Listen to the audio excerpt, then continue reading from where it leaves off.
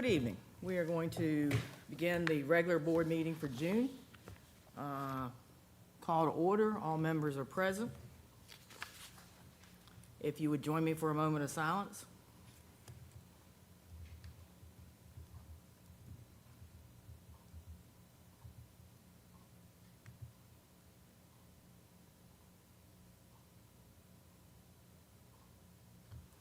Thank you.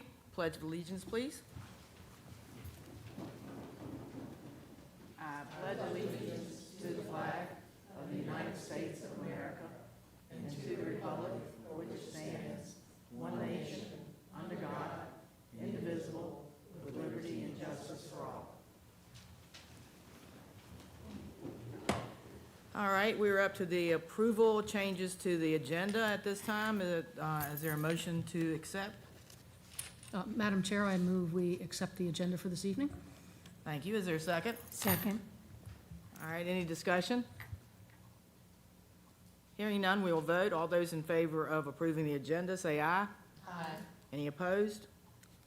All right, so we're up to presentations and recognitions. Mr. Myers, Coach Myers.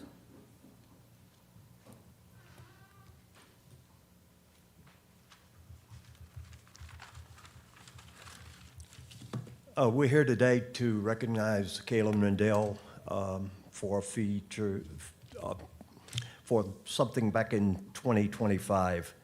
She set a Virginia High School League single game record for strikeouts. She had 25 in that game. We were playing for a district championship that day, and it was a 13-inning game. And it was a typical performance by her.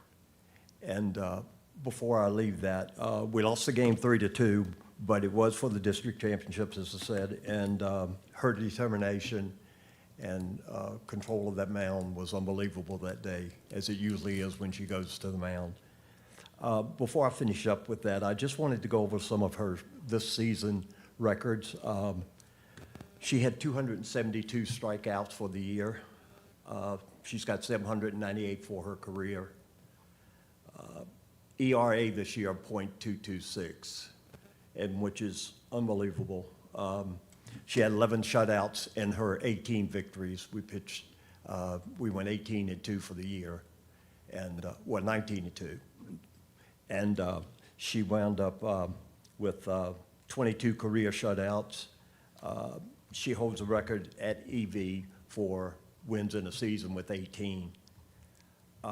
I've been there since EV opened in 2008 around. I was a baseball then, but then I went to softball in years after that, and my stepdaughter played there. I've never seen a pitcher come through and a kid do what she has done. It's been unbelievable. You didn't have to coach her. She's a hard worker in the classroom and out of the classroom. You never hear anything bad going on with her. And I just wanted to say this. We started a raffle this year too, a fundraiser. And I knew a business in town that would contribute, but I just had to find the right athlete. Well, that took about 30 seconds. And I went and asked Kaylin would she go, and she said sure she would go. They went, they talked, and I got a phone call back saying that he's never talked to anybody that would look him right in the eye, a kid that age, look him in the eye and tell him what she wanted to do. And she's very well prepared for what she wants to do. Also, I would just, from what she does for us all, 2024, 26, we wound up winning Battlefield District Championships. She's all district first team this year. She's all region first team.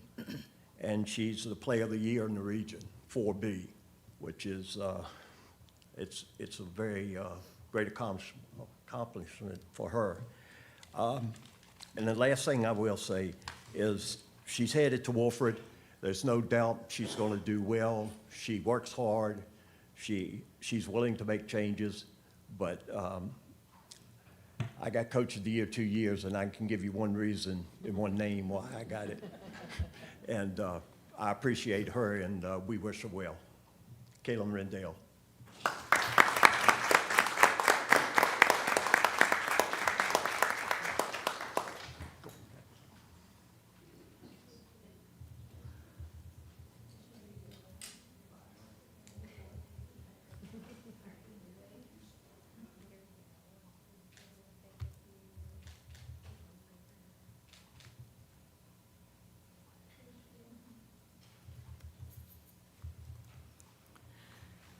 Thank you, Coach Myers. Any comments from anybody? Anybody want to speak? All right.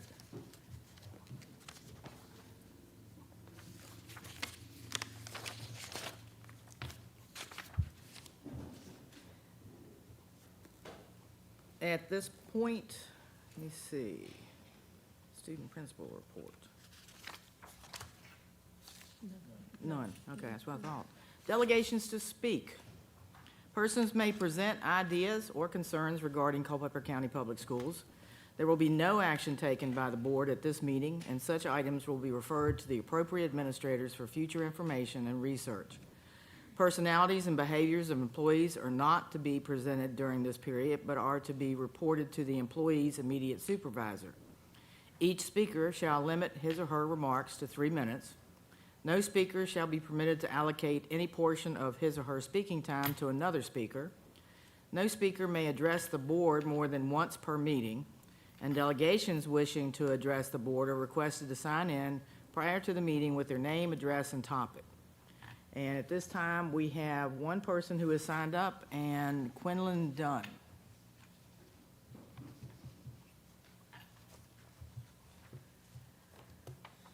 Hello. Sorry, this is my first time here, so good afternoon, Madam Chair, Dr. Brads, and the rest of the board here. My name is Quinlan Dunn, and I'm a Culpeper County resident, a track and field coach, and the founder of a local nonprofit sports organization. Thank you for giving me the opportunity to speak this evening.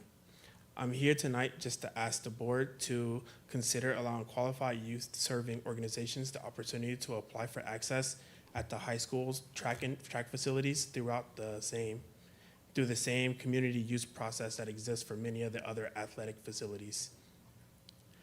Over the year, I've researched track and field participation nationally throughout Virginia and here in Culpeper County. I've spent a lot of time talking with local families about youth athletics and opportunities available in the community.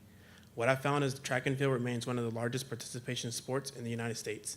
Throughout organizations such as VHSL, VISA, USA Track and Field, and AAU, thousands of Virginia athletes compete each year while developing speed, strength, discipline, confidence, and leadership skills that carry well beyond athletics. I've also found that Culpeper County has a remarkable tradition and success in track and field. Across Culpeper County high schools, Culpeper County and Eastern View, athletes graduating since 2023 hold about 24 school records across sprinting, distance running, hurdles, relays, jumps, and throws. Many of those performances were achieved at districts, regionals, and state championship competitions. We even have one state record holder in the girls' discus. These are accomplishments that we should be, as a community, be proud of. At the same time, many local families have expressed interest in youth track and field opportunities for elementary and middle school students, yet organized programs close to home remain limited. Many families participating in sports means traveling outside of the area or waiting until they're in the 8th grade where they can participate at the high school level. Unlike many other youth sports, there's currently no local pathway for many of those elementary and middle school students to experience the organized track and field and develop the skills that they need to contribute to their success. My request is that I am asking that the board to review the policy regarding the community use of those high school facilities and consider allowing qualified youth-serving organizations the opportunity to apply for the access for those track and field facilities as if they can with the other sports facilities. Culpeper County has already demonstrated that they can produce outstanding track and field athletes. My hope is that we can continue to create this opportunity for more of our young students and children in our community to discover the sport, develop their abilities, and continue tradition of future generations. Every school record was once a young athlete who simply needed a place to run, jump, and throw. Thank you for your time and your service to the community and your consideration. Thank you, sir. Thank you. Are there any other speakers for tonight? All right, seeing none, we will close delegations and move to consent agenda. Consent agenda consists of the approval of the minutes from May 11th and May 18th, payroll and payment of bills. Is there a motion to accept the consent agenda? I move that, I move that we accept the consent agenda. All right, is there a second? Second. All right, any discussion? All right, all those in favor, say aye. Aye. Any opposed? All right, we have passed the consent agenda. All right, we were up to action items. We are in the first read, I believe, of the May VSBA policy updates. And our second read will be on June 22nd unless anyone on the board wishes to move faster and approve them tonight, your choice. So, Dr. Halk, are there any questions that anyone has about any of the policies? Yes, Dr. Halk, would you come up?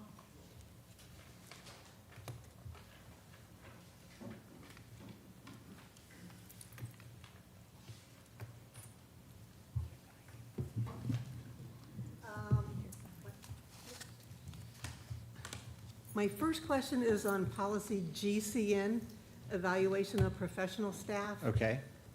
It's on page 4 of this document that I have. I don't know which one I printed off.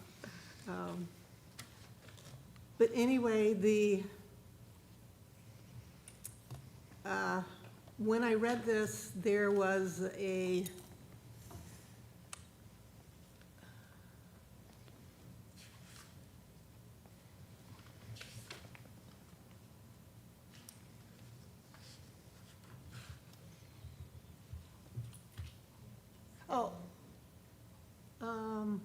that might be it there. Yeah, that's the page I want.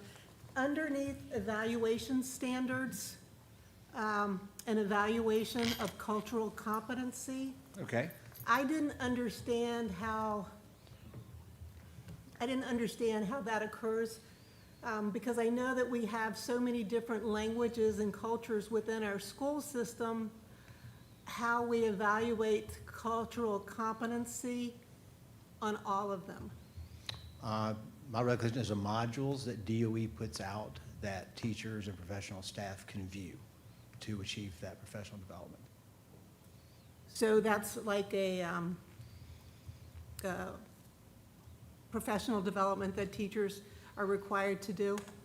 For the ones that I did, a few were produced by VDOE, and Ms. Metzger here can certainly answer if that changed, but that's my understanding. It's a series of videos that you watch to meet that requirement. Oh, okay. And there's questions after the videos. I guess I was thinking along the lines that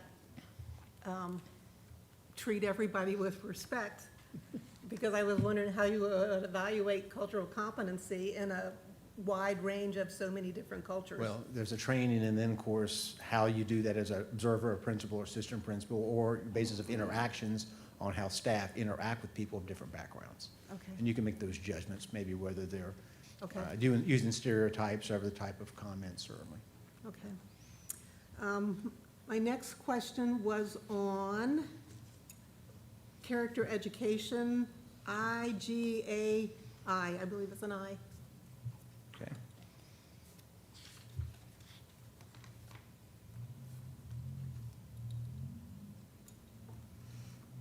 IGIA, okay.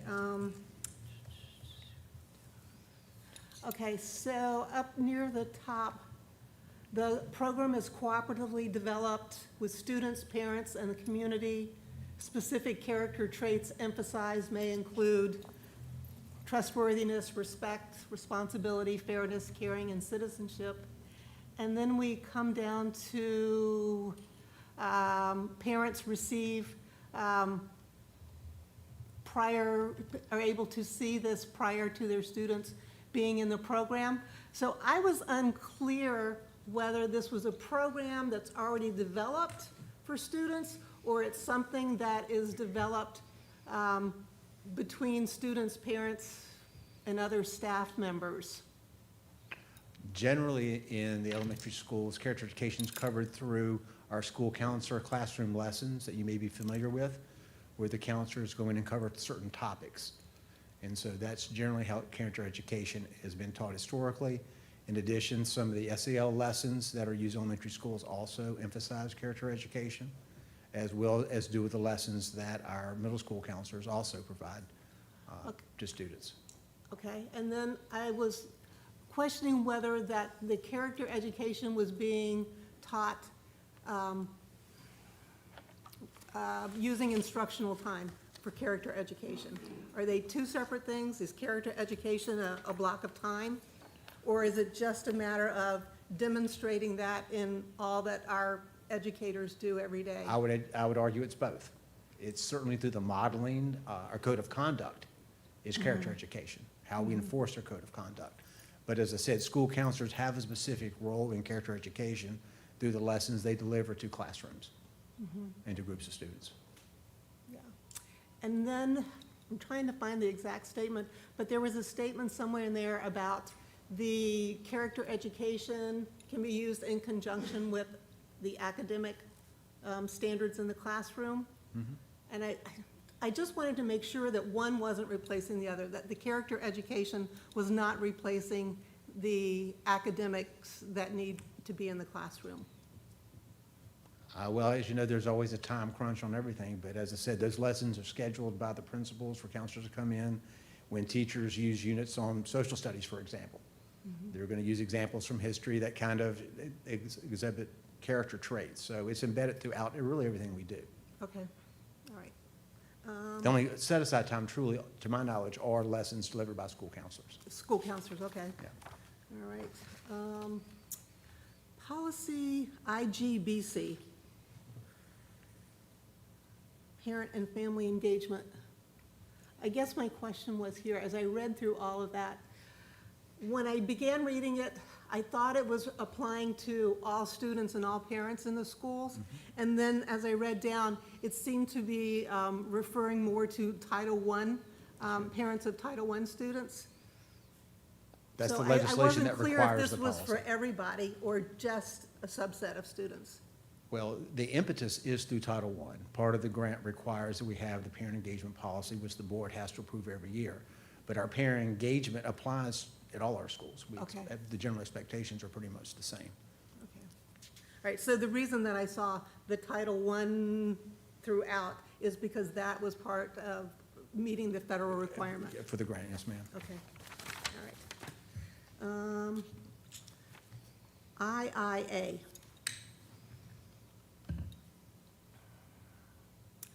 I was just wondering how often that parents need to be notified of these kind of materials.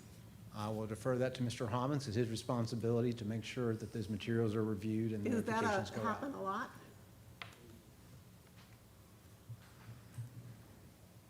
It happens annually. So we have teachers that teach certain coursework, say like biology. There Okay. might be some things in there that could be referring to a human body perhaps. Okay. So they have to put that into their syllabus, and it's there annually. Okay, all right, thank you. And I think this might be my last one, yes. JLB. The financial aid information and guidance for high school students.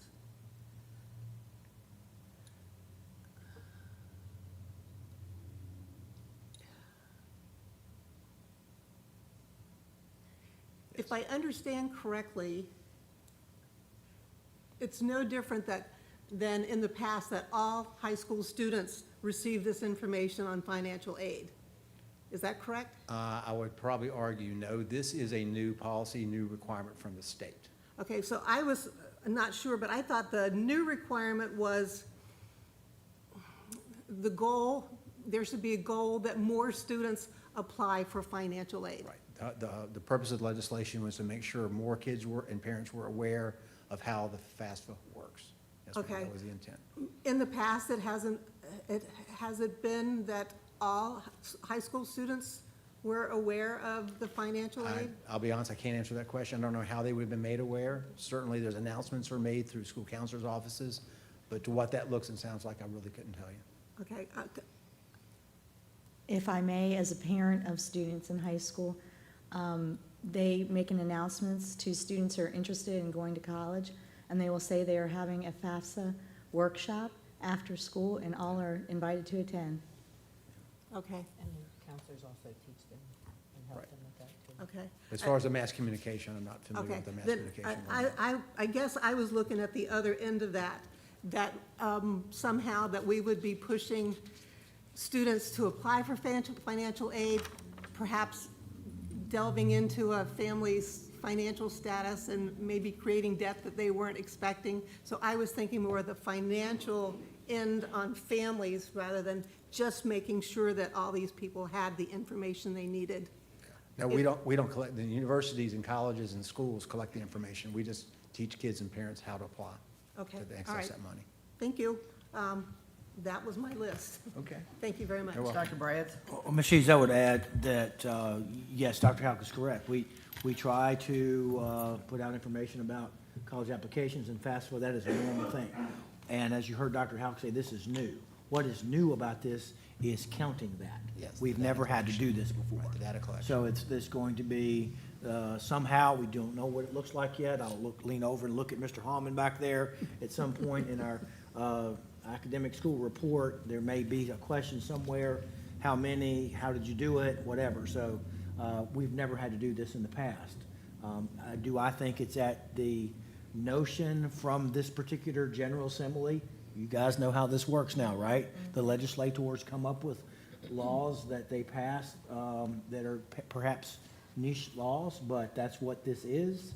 And the goal is, you said it, trying to get more folks to apply for college in the first place.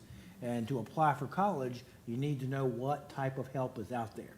We don't know about financial status. We don't see the FAFSA information, as Dr. Houck said, but the new component of this is saying, how many do you have?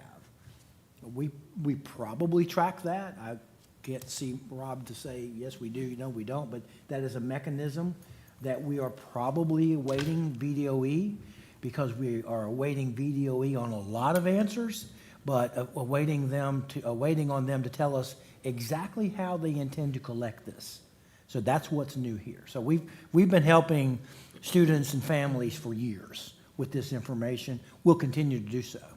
And as you see, and you will see later with our presentation of our graduate information, our students choose a lot of different paths. Some of them choose college and all of that, but they all are afforded the opportunity to find out what are the benefits and challenges of potential going into debt. We're not about, pushing the 4-year option that's going to guarantee debt. So that's what this is. It's, sometimes these laws happen and we have to figure out, after we're told, how to collect this. Thanks for your question. All right, are there any other questions on this? All right, I will ask at this time, is there a motion to accept these changes now to make sure that we haven't overstepped? And otherwise, it'll be the next work session that we do the approval. So is anyone forcing to get that done? I move that we approve the policy updates on a first read this evening. Okay, is there a second? Second. All right, is there any further discussion? All right, hearing none, all those in favor of approving these on first read, please say aye. Aye. Any opposed?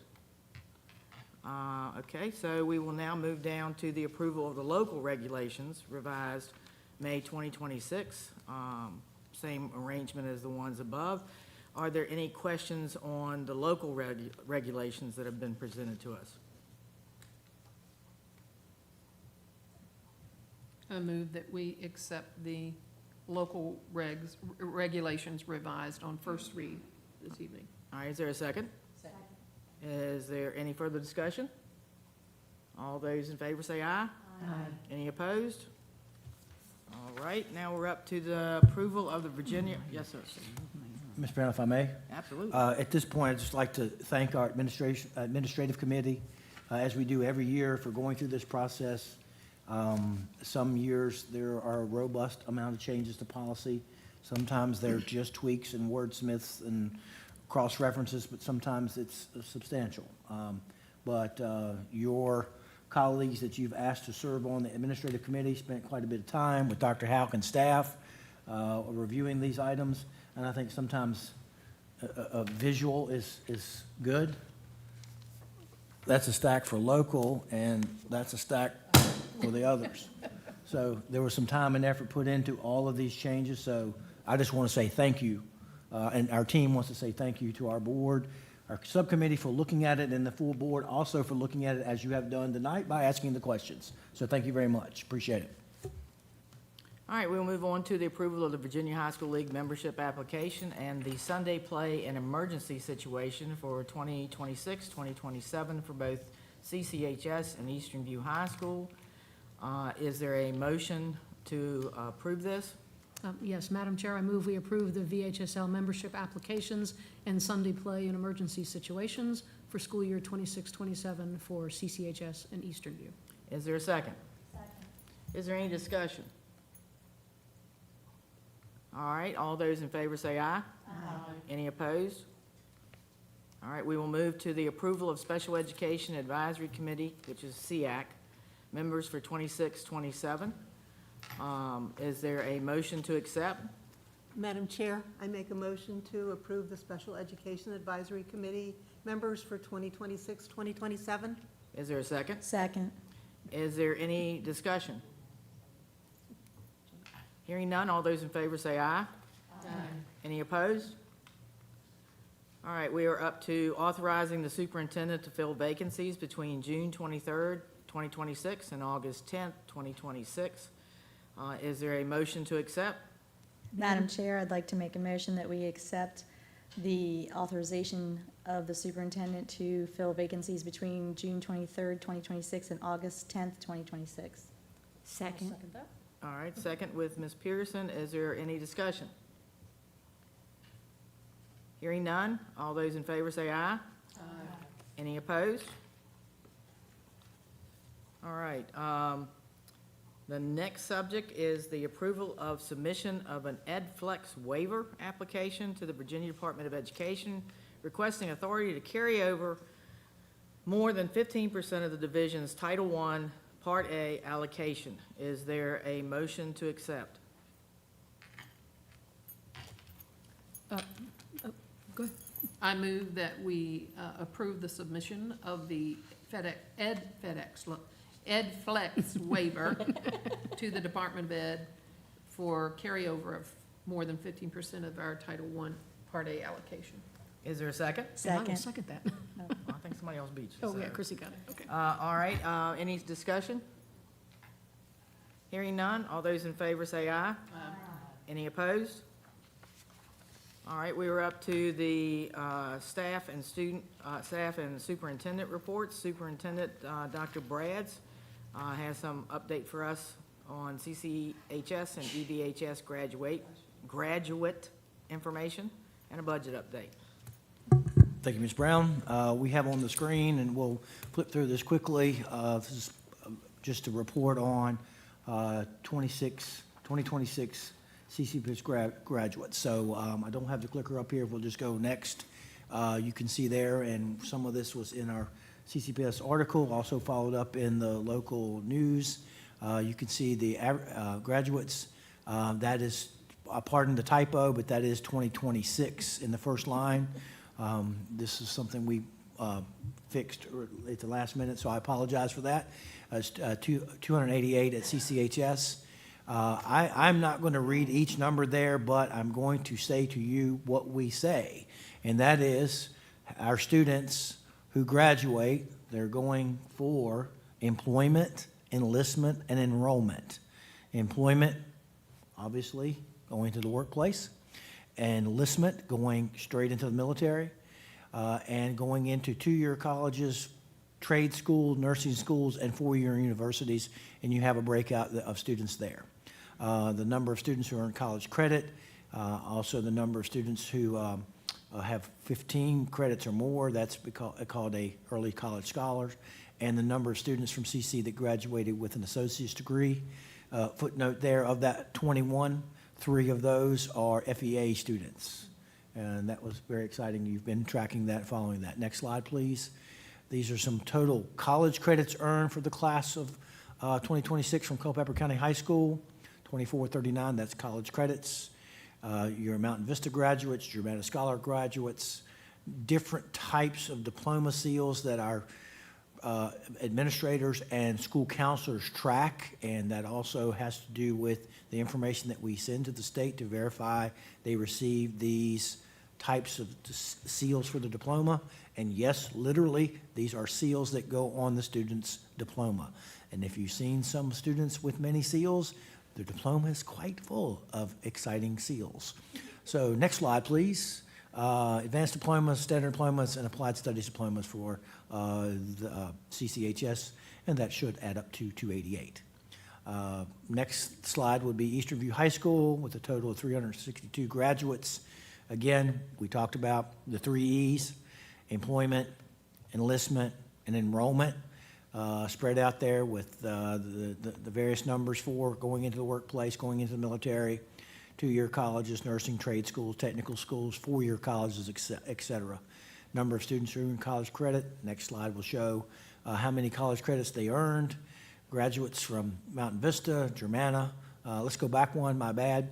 At the bottom, 34 of those have earned an associate's degree. That's pretty amazing. Again, also at Eastern View, 3 of those 34 are your FEA graduates in our inaugural graduating class. Remember, 2-year program that we had 6 students, 3 from each high school, finish with their associate's degree and go on to their commitments to their 4 years in order to come back and teach in 2. That's the phrase. Your various diploma seals that I mentioned earlier, and lots of fancy seals on diplomas, yes. And next slide. A number of advanced diplomas, standard diplomas, and certificates of applied studies diplomas. Be happy to answer any question you may have. Appreciate your attendance at these events when you're able to attend. But as I say, and we say together, surely commencement is the culmination of what we do. While we do it from pre-K on, it is building to that point of getting our students to that finish line to where they are ready. And we believe they are truly ready for their next step, whether it's for the workplace, whether it's for the military, or whether it's for enrollment in some other type of education after high school. We are proud of the Culpeper County Public Schools products that you help us produce. And thanks to all of our teachers, again, pre-K all the way to senior government, that gets our students to that finish line. Happy to answer any questions you may have. Anyone? Thank you. What? Well said. Oh, okay. Any budget updates? I don't know. Less affirmative in this than I just spoke about. Just briefly, we don't have an update here or a slide presentation, but just tracking publicly to say we do not have a state budget yet. We will operate with local funding into July. Hopefully that will be short-lived in terms of having to rely on that. Hopefully that doesn't happen at all. But just wanted to remind the board that there is still a budget impasse in Richmond. The primary hurdle still remains the debate over the state's data center industry in terms of what tax exemptions are permitted when they sunset. Is it 2035? Is it 2027? And the House and the Senate are not on the same page on that. The House of Delegates returns to Richmond on June the 18th. A few days later, the Senate returns on June the 22nd. We're hoping that the staggering gives an opportunity for leadership in both chambers to be able to negotiate where they need to be to solve this budget gap. And if I didn't say it already, I apologize if I'm repeating myself, but that budget gap is substantial. They are, the two houses, $1 billion apart. That's billion with a B. In my notes here, I say June 30 is rapidly coming, so the clock is ticking. We need the state to approve a budget. If anything, at least an emergency resolution to keep the government going, because if they do not, then state government shuts down. Eventually, that will trickle down to us, not overnight, but eventually that will trickle down. Obviously, for state government, that will be July 1, directly affecting numerous functions and folks and positions in state government. Again, that doesn't hit us immediately, but if they do not solve this impasse, it will eventually hit us. happy to answer any questions you may have as we watch the ticking clock. Thank you. Anyone have any questions? All good, okay. Mrs. Lane will be providing us our instructional report on title grants and overview. Good evening, Madam Chair, board members, Dr. Brads. That graduation presentation is hard to follow. I represent the instruction team tonight to talk about the federal programs that Renee Wooten and I oversee. They are supplemental to local and state funds, and they support students, families, and staff. Thank you. I'm sometimes dangerous with this, so I'm gonna try to behave. Title I Part A is the largest, and it supports students most at risk. The Title I schools are Farmington, Pearl Sample, and Sycamore Park. Schools are identified annually based on poverty and community eligibility provision, which we call CEP, which is monitored through the School Nutrition Office at VDOE. Before CEP, we relied on data from free and reduced lunch forms. Personnel Title I Part A supports are reading, math, and behavior interventionists, student support specialist at Pearl Sample and Sycamore Park, partial parent liaison, partial positions for 2 of our translator interpreters, and then partial for our federal programs administrative assistant. Looking ahead, we're seeing a shift in our demographics and potential change in poverty rankings. Yale Elementary is increasing, Pearl Sample is decreasing. But we know Mountain Run Elementary may be a Title I school because it will feed from Title I schools. So our plan is to monitor projections from Mountain Run and CEP data, and we will adjust services based on student need. I mention that because in my over 3 decades, it's always been Farmington, Pearl Sample, and Sycamore Park. Title II Part A, Renee Wooten supervises, and it's supporting effective instruction. It funds math specialists and a middle school reading specialist. It supports tuition reimbursement, add-on endorsements, including ESL, praxis support, and professional development for staff. Title III Part A is English language acquisition, and it's so that all students learn to speak, read, and write English. It supports partial ESL curriculum specialists that are split between the locality and the specialist, and Alyssa Labuda, one of our specialists, is here tonight. It supports English language services, instructional resources, professional development, and adult learning opportunities. Title IV Part A is the newest of all of them, and it has 3 main functions: safe and healthy students, well-rounded education, effective use of technology. It supports a partial position of the parent liaison, the other half lives in Title I. FRC Connections, it pays for the rent, and it supports programs with our college and career readiness. And as you'll see pictured there, that includes Verdun in that program, and then our youth drug abuse prevention program, family workshops, and our social media outreach. So that is a broad overview, and I'm happy to answer any questions you may have. Anyone have any questions? Ms. Lane, I want to say thank you for putting that together so succinctly, because sometimes the title programs can be very overwhelming and nebulous, and so I really appreciated that consolidated program. Thank you. Thank Or you. 'Cause presentation. coming to a theater near you will be approval. Anybody else? All right, we will now have our finance report by Mr. Dean.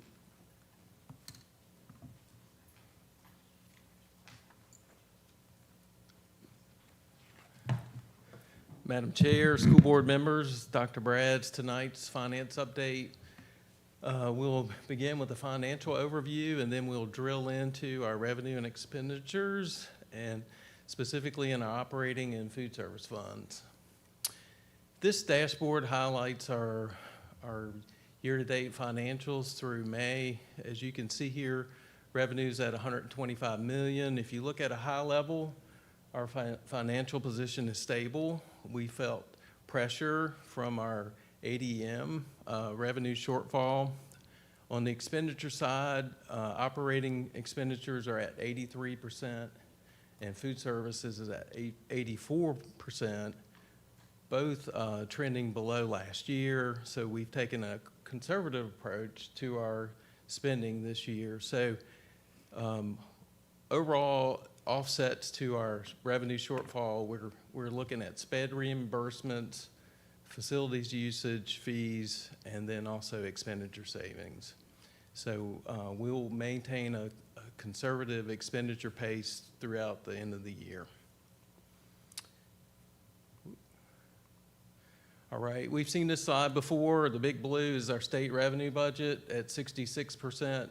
The county comes in at 29% in green there. As we know, our state revenue is driven highly with our ADM. We have a 237 member shortfall, which translates to $1.7 million roughly, or 1.4% of our revenue budget. Again, positive offsets in our revenue side is sped reimbursements, and then our facility usage. And then we'll also look at our expenditure savings in the next few slides here. Looking at our expenditures for the school operating fund, we're at $103.7 million, or 83%, as mentioned earlier. In the food service, $4.2 million, or 84%. Again, we're trending behind last year, more conservative. So things are good on the expenditure side. Drilling into the school operating fund, we look at this slide monthly. It's pretty much filled in with 1 month left. So again, we range roughly 8 to 9% a month on our full months. We have 17% remaining, or $22 million. June, just to remind you, June is a big expenditure month for us because there are 10 and 11-month contracts that we have to catch up on. Just another view of the expenditures by month compared to last year. And you can see May is a little less than last year, but really tight. If you look year to date, 82.6%. Last year, this time we were at 84.3%, so roughly 1.7% in savings there. Hopping over to our food service, again, it's all filled in except for June, and 16% remains there. We typically spend anywhere from 8 to 11% per month, depends on the month and how many days served of our kids. Right now, we're at 16% remaining in June, or $780,000. Looking at it monthly, you can see May, we popped a little higher than it was this time last year. We had an extra day there to catch up on in the school year. We didn't catch up that day. Let me rephrase that. We had an extra day in 26 that we didn't have in 25. Looking at it year to date, 84.5% is where we're at in 2026. And in 2025, we were at 89.2%. So roughly 4.7% in savings there. And I say this every month, but kudos to our food service team for controlling expenditures and leveraging our USDA commodities. So nothing but questions left. Any questions, comments? All right, thank you very much. We are up to Dr. O'Brien and the operations report.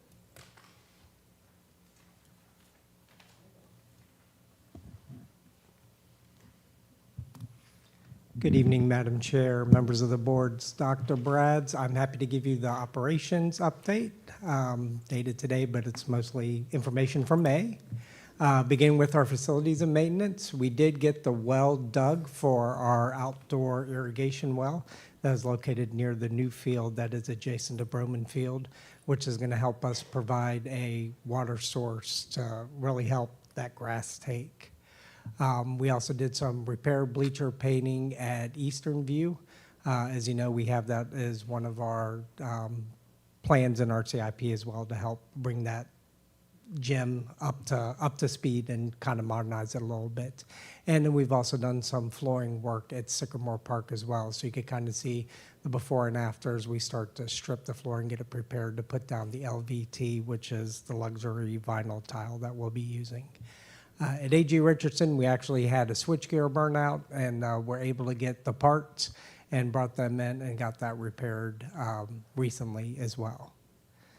So there's our work order activity. As you can also see on the list, we've had some other items that we dealt with throughout May, including some water pressure issues at Emerald Hill. Again, that's serviced by the county, but we do assist in that when it occurs, as well as some athletic field treatments. And again, looking at the additional parking we plan for Pearl Sample, which is the drive up and out of the parking area. Capital projects, just briefly where we're at with CMS. As you know, we continue to do work on building the new wing. These pictures are a little dated, so this was probably a little more than a week ago, so it's been moving quite quickly. We do have a lot of extra help. The contractor does on hand. They're putting drywall in, they're stubbing space out, and they're moving really quickly, which is good to see.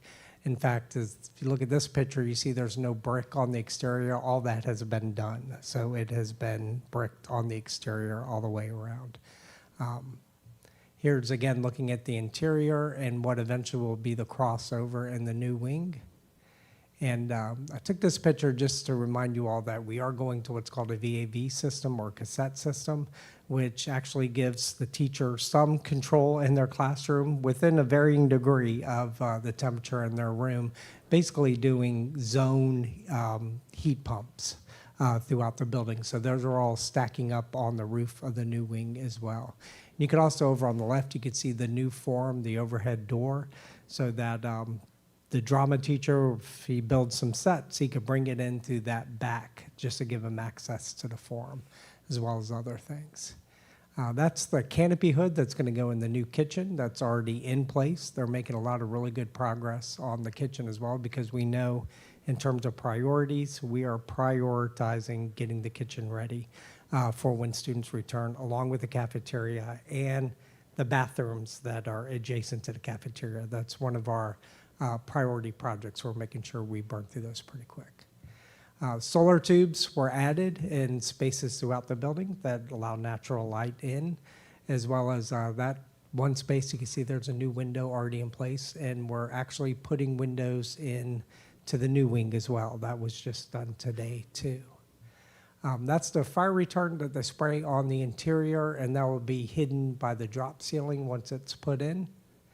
Again, the boys' locker room, added some walls, did some slab repairs. I'm going to jump over to Mountain Run. Again, not a whole lot looking at this because a lot has changed over the last week and 3 days. We actually received what we call the red iron still, and that's been erected on the site on that new concrete pad that you see over on the left of the academic wing. So that's been happening and has been assembled along with bar joists rather quick. They're actually putting in the second floor. So a lot of changes over what's up here right now, but just gives you a sense of what it's all going to look like, the idea of where the parking lot is. The bus loop road's going to wrap around the back of the building over to where the bus drop-off will be over by the cafetorium. And again, just giving you a kind of a view of what that all looks like, as well as some of the red iron's going to go on like those pads, those steel pads that are in place as they start to erect more of the building. Just a view of the academic wing B. That's all been, the pad has been poured. There's concrete there, as well as over by the kitchen too. That building is actually come together rather quickly and is enclosed. School nutrition. Again, CIP, you've already heard that a couple times. Again, we just had to be above 25%, which we are in terms of direct certification. Here's our count in terms of the total number of meals. We were down in May, but if you look at our averages over on the right, the average daily meals served from 24.25 to 25.26, they're about the same. So it's pretty amazing that's what happened when we did our counts and brought it together. Technology, There's their account for tickets. Their big effort is summertime Chromebook repairs, collecting all those and making sure that we refresh the stock and make sure everything's working properly when we give them back out to the students in the fall once they get here. Transportation, there's our routing for May that we completed. ESY, they actually, he was at 164 students for ESY. Now he's a little over 170. So right now, don't be surprised if you don't see a school bus out running. We have 8 buses running the routes right now and 1 van. So they're delivering kids for ESY for that program. And then finally, our stop arm violations in April, we were at 53.5%. We kind of niched down a little bit in May to 47%, but still much better after we did that training. I think drivers are being more mindful of when they bring their stop arm out, as well as use their amber lights or their traffic warning lights. And that's all I have. Thank you. Any comments, questions from anybody? Curious, how many students, or this is it, I don't expect you to really know this number off the top of your head, but percentage of students who did the protection plan for the technology? It was did we say maybe I half of don't know them, that or- off the top of my head. I know Mr. Dean might. Would you remember where? I mean, was it a? Yeah, well, I think we I kind of don't lost that expect number. Was it fairly good? I think it was fairly good. I think it That's- was pretty robust, were the ones that participated. I mean, I don't think it wasn't earth-shattering, but at the same Right. time, I think what we offered was just that peace of mind for those parents who had that concern, which rightfully so. You know, you insurance, as Dr. Brad's like to say, car shield. You know, it's a good plan to just protect your device and make sure that if it does get broke, you have that coverage. Anyone else? Thank you very much. All right, thank you. All right, we're to board member comments. Ms. Sheeds, you are first tonight. Thank you. So I just wanted to say that although the school year has recently concluded, that there are still many, many staff members working diligently throughout the summer to prepare Culpeper County Schools for the upcoming academic year. And efforts are ongoing across all schools to ensure that everything is in place and ready to welcome incoming students for next year. I would also like to deeply express my appreciation to the fellow school board members for their hard work and dedication reviewing, updating, and revising the policies that guide and support our school division. I know that was a big, lengthy job. Reading those, just reading them without even discussing them with anybody took me several hours. I appreciate your hard work. And for those of you who are watching or listening at home, I would like to briefly explain how you can access the school board agenda and review the policies that we discussed in our meeting tonight. So visit the school division's website, click on menu, then select school board. From there, choose the meeting you would like to view and click view agenda. You will see a series of document icons associated with the agenda items. By clicking on any of those icons, you can review the policy updates and supporting documents that were discussed tonight. I mention this only because there was a time when I did not know how to access this information myself, so I thought the explanation might be helpful to others who would like to stay informed and engaged with the work of our school board. Thank you. Thank you. Ms. Burnett? Thank you. I'd like to reiterate everything that Ms. Sheeds spoke about. Very good stuff there. Administration committee, kudos and wonderful job. We don't talk about this a lot, but every year we do a superintendent evaluation, and this is the first time I came away from that and smiled. And I felt like the biggest nerd because I was so happy with how efficient our school board has become. And just, we're such a well-oiled machine, and I just was so happy with it. And just how we are fine-tuning how we are doing things. And also attended the school law conference, and so a lot of these updates the administration committee had to make comes from those school law, the House and the Senate bills, and they were, you could tell the attorneys were exhausted. And they were talking about all the ones that passed and that, still to work on and that got shot down. It was just unbelievable and extensive. So again, kudos to our administration committee, because that is a job that I would not want to undertake. So thank you so much. So glad that we're at the end of the school year. What a wonderful celebration of our students' graduation was. It was amazing. We had, I think, 5 school board members present at Eastern View, and that was the biggest group of school board members ever there. And it was just great to have us all together, and the retirement dinner was amazing. All the school board members were in attendance of that. And it's just been one great celebration after another, and I know we cannot do that without all of you. And so you guys are doing such an amazing job, and we thank you so much. Our directors, our administration, our parents, our teachers, everyone. You guys are doing great. Our volunteers, our partners, thank you so much, and we hope you have the best summer. Thank you. Ms. Hutchins? I'd like to thank we all would like to thank the Board of Supervisors for approving our budget request. We're still waiting on the General Assembly, but we're very grateful for the support of our county board. I also want to say congratulations to our students and staff for a wonderful year. Once again, achievement as demonstrated in Dr. Brad's data presentation there of how our students have done. It's due to the work of everyone, not just the teachers in the classroom, but everybody works together, from the bus drivers to the custodians to the cafeteria workers. It takes everybody to keep our school working. And as Ms. Sheets said, everybody's still working. Classroom teachers may not be there, but all summer long, our staff is working to prepare for the next year and have already started preparing for the next year. So thank you for all you do. Have a safe and enjoyable summer. Ms. Baker?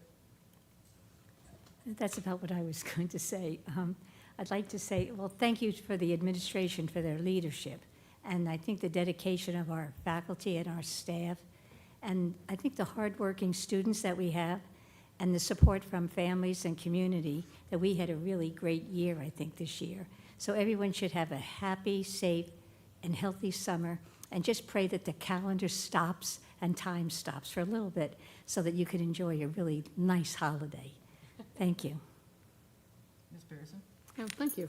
I was remiss earlier last month and didn't offer congratulations to A.G. Richardson for winning second place in the Titan tier of Prodigy 2026 in the National Cup. And they were awarded $25,000, so that was pretty snazzy. So congratulations to our Bulldogs. And also, as everyone has mentioned, congratulations to all of the class of 2026 with our senior walks through the elementary schools. That's really quite a neat tradition that we do here, and the graduations and the pinning ceremonies at CTEC and graduation at CCHS and Eastern View and our FEA graduates. That's the best thing about being in a small town, is that we can celebrate all those things together, even though we're not so much of a small town anymore, but we still have that feeling, and we can celebrate our students, and they can go back to the elementary schools where they attended. It's really a great thing. I also want to say thank you to Ms. Hoover. She gets thanked a lot, but she also does our CCPS news throughout the whole year. And I know you get a lot of help with that and people feeding you information, but that's really quite a great tool. And so, like Ms. Sheeds was mentioning how to access the website, the CCPS news is really quite a shining example. And so I wanted to say thank you to Ms. Hoover. And as you all have mentioned, we have lots of people changing positions and already starting and planning for next year. But I want you to be sure to take some time and rest and rejuvenate and take care of yourself this summer and have a great summer. So, thank you. Really not much more to say, right? I want to say congratulations to Kaylin Rendell. Quite an accomplishment there, and putting Eastern View on the map there. It's exciting. But what I wrote down and what I was going to say was, we think it's summer and it's a time for a break, but our administration, our staff is not taking a break, and we know that. So thank you. Thank you for all that you do. Personnel doesn't ever rest, constantly, but all of you, and we just want to say thank you. I would like to add two things. One, it's nice to look at the personnel requisition chart and see people who are coming here with 15, 16, 17 years experience. We've come a long way, and it only happens through hard work and reputation, which is soaring in all of our schools. The other thing I would like to say, the most beat upon at the beginning of a school year area is typically transportation. And I would like to end this school year by mentioning something that in my discussion with Dr. Brad's surprised me even more than I was. I saw at the end of the school year that some of the sports teams, softball, baseball in particular, were doing JV and varsity going to King George at the same time, playing at 4:30 and 6:30, which wouldn't necessarily make all parents happy, but I perceived it was because of the extraordinary money we're having to spend on gas. And in my discussion discovered that, well, not exactly, that's part of it, but that's not all of it. How do you get all the seniors to the elementary schools without getting them on buses? And how do you get the elementary kids to their activities they're doing at the end of the year except through buses? And how do you get all these athletes and all these teams that we have, because we have a whole lot of teams now, how do you get them all where they belong? And it's buses. And I didn't hear one peep, complaint, nothing. I don't think any other board member did either with, oh, but, you know, we need this, we need that. The transportation figured it out, took care of it, and I wanted it to not go unnoticed. I just wanted to do a shout out for transportation, and I cannot disagree with anything that's been said here tonight. So with that, we will move into, let me see, I have summary of committee reports, information items, membership, information, future meeting dates. The administrative committee meeting is canceled. The capital planning committee is June 17th at the school board office at 8:30 in the morning. Finance committee will meet on the 22nd because they have to do the end of the year bills. And the work session will be June 22nd at the school board office at 6 p.m. Finance committee will also be at the school board office at 5:15 on that same time. So we need a motion to go into closed session, and Ms. Pearson, I believe that is yours. Okay, thank you, Ms. Brown. Ms. Brown, I make a motion. I move that the school board convene a closed session at 7:04 p.m. to consider the following personnel matters pursuant to the Code of Virginia 2.2-3711A1. The appointment of certified personnel, the appointment of classified personnel, the transfer of certified personnel, the transfer of classified personnel, the separation of certified personnel, the separation of classified personnel, the approval of technology summer interns, the approval of CCHS shared co-op student, the approval of the instructional supplements for the 26-27 school year, the approval of club coaching supplements for the 26-27 school year, consultation with legal counsel and briefings by staff members or consultants pertaining to actual or probable litigation, where such consultation or briefing in open meeting would adversely affect the negotiating or litigating posture of the public body. For the purposes of this subdivision, probable litigation means litigation that has been specifically threatened or on which the public body or its legal counsel has a reasonable basis to believe would be commenced by or against a known party as permitted by the Code of Virginia 2.2-3711A7. Discussion of student matters of named students A, B, and C released from compulsory attendance due to religious exemption as permitted by the Code of Virginia. Oops, just lost my place. As permitted by the Code of Virginia, 2.2-3711. Sorry. A. Thank you, 3711A2, thank you. And the discussion of the superintendent's evaluation. Sorry. Thank No you. problem. Second? Is there a second? Second. All right, any discussion? All those in favor say aye. Any opposed? We will take a 5-minute recess and convene back in the conference room. That's what I get for trying to read off that computer.